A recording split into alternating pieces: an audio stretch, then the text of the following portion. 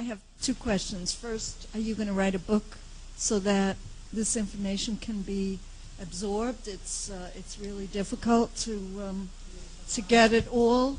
And my second question goes back to something you said about AIDS in the first part of your talk, where you mentioned, as did Desmond Tutu, when he was asked about the cause of AIDS, he said it's not really this particular virus, it's poverty and it's these other diseases. And then he was ultimately shot down by so-called proof that there was this particular drug that would fight the virus, and now that drug is being administered in South Africa.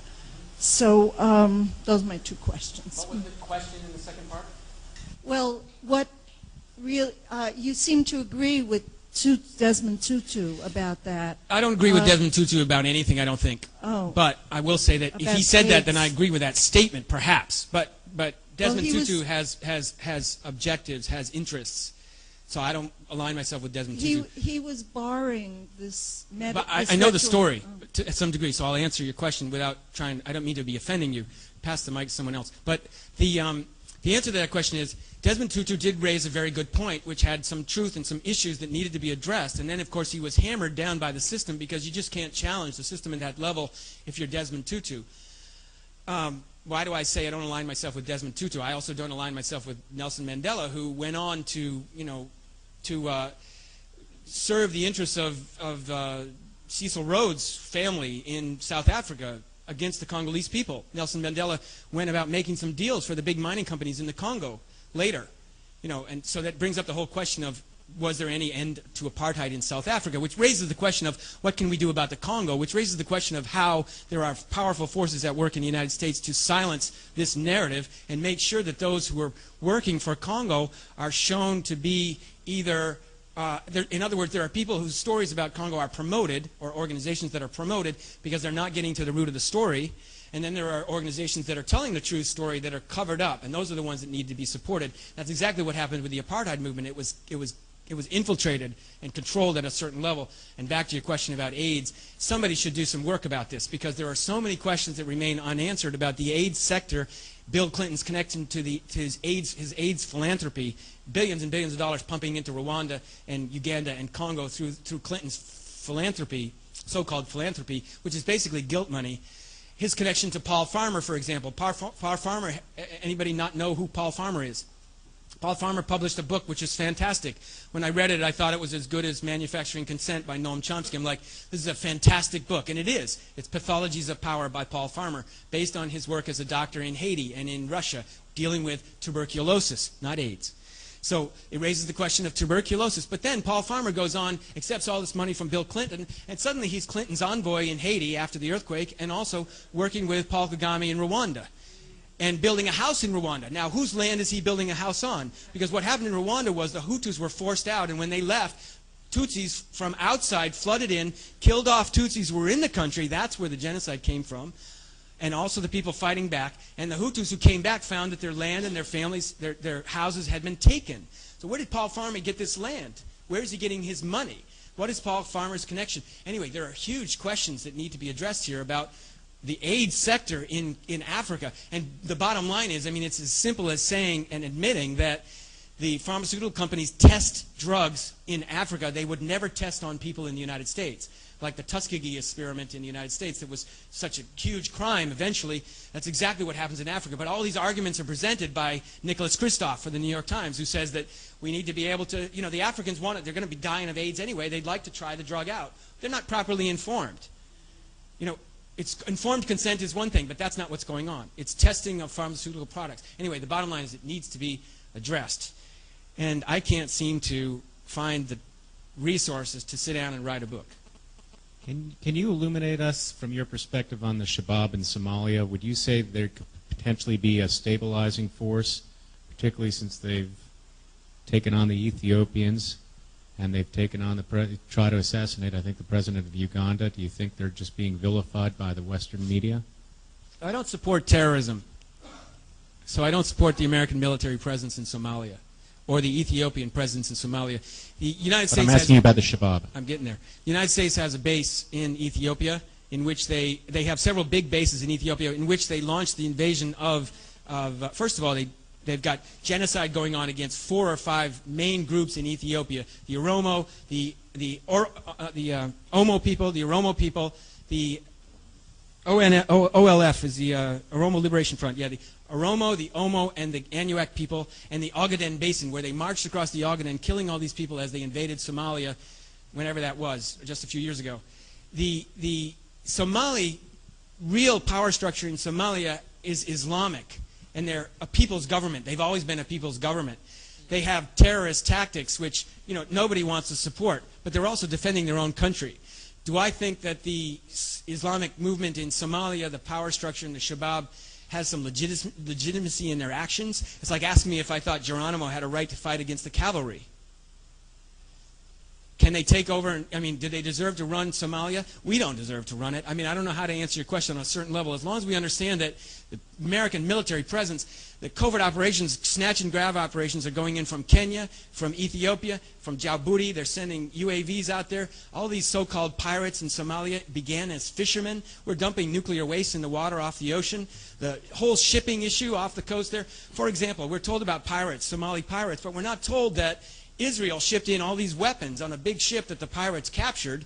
They held it ransom for 4 months, the MV Maivana or something like that, about 2 years ago. They held it ransom. The Pentagon got involved. The pirates got away with $1 million in their little boat. They took off.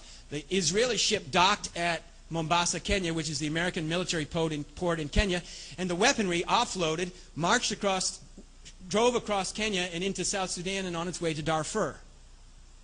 So it's a very complicated narrative. Other than that, the guy to talk about Somalia would be Michael Marin, who wrote the book The Road to Hell. Or if you want to fund me, I'd love to go there. So I can't really get into it any more detail than that. So I hope that I didn't offend you and I answered your question. Well, there's 2,000 Ugandan UPD. I think so. It's like, yeah. I don't support terrorist methods, but I'm not going to say that somebody can't fight against the UPDF. They've sent 2,000 Ugandans trained by covert operation forces in Uganda out of Entebbe and out of the U.S. military secret bases in the Rwenzori Mountains.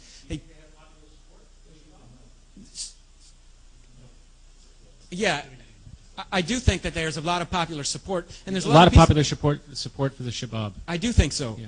But I'm really not the guy to answer the question about Somalia any further than I have. Just that it's a really twisted story. And if there's a people that have been abandoned by the world, it's the Somali people. Keith, my question is close to that. You alluded to the support that Ethiopia and Somalia gave to RPF back in 1990. And I'm wondering about continuity in terms of the people involved and the strategic aims and so on. The continuity between that support they gave to the RPF in 1990 and Museveni's troops serving essentially as American mercenaries in Somalia right now. Could you kind of elaborate? Since I think the answer to your question, if this isn't it, then ask your question again afterwards. But the answer to your question is it's only gotten worse. The RPF power, Rwanda has become a base, American military base. It's a tiny little. Why would we want a little country like Rwanda? We took Uganda, basically Britain, the United States, and Israel took Uganda, marched into Rwanda, got rid of the French, created this mountainous little, beautiful mountainous little high elevation country, fantastically, wonderfully beautiful country, turned it into an American military protectorate where we can then launch the war into Congo. And from Uganda and Rwanda, we're sending military into Darfur who have committed war crimes, crimes against humanity, and genocide in Uganda, in Rwanda, in Congo, and now they've exported that to Darfur and to Iraq and Afghanistan. Right. And so everything has expanded. Museveni's gotten more money, more troops have been trained, less and less attention to the atrocities, and they're still plundering the Congo at the rate of 1,500 people dying a day in eastern Congo. Yeah, I understand, but I'm trying to get a little more fine-grained. In other words, were the same people and movements or organizations involved in the support they gave in 1990 involved in the Somalia situation today? Oh, in Somalia. Are we trying to support them by sending the Somalian troops in there? Well, as I said, Somalia is really not something I should be speaking about. It's very convoluted because you've got Eritrea involved, you've got Sudan involved, you've got all kinds of backing to the different factions in Somalia. You got UPDF and working in there. Some of the same players that organized the overthrow of the Rwanda government in 1990 are active on the continent today. And this would be Roger Winter, who has a special office in Washington, D.C. He doesn't answer to anybody. This guy is one of our top military operatives working on the subject of overthrowing the Bashir government in Sudan. And we do that easily these days because they're Islamic. We don't even have to say anything more. They're Islamic government. Don't you think we should get rid of them? Why not? It's just like the Hutus have been demonized, so has Islamicism everywhere. So who actually is backing the war in Somalia? Chevron. The oil companies that had those big concessions in the 1980s that they lost and then were fighting for what we were fighting for in 1993. We went into Somalia because of oil. You look at the oil map in Somalia and all these big oil companies. Halliburton has some big interests there. What's that big one out of Texas that's another really big oil company that is a really powerful company that's never mentioned much in the press? No. What? What? No. I can't think of it. But anyway, there are definitely powerful corporate interests behind what's going on in Somalia, just like there were behind Rwanda. Now, is Shell, for example, who backed Kagame, are they also involved in Somalia? It's hard to imagine they're not, but I can't answer it on that level.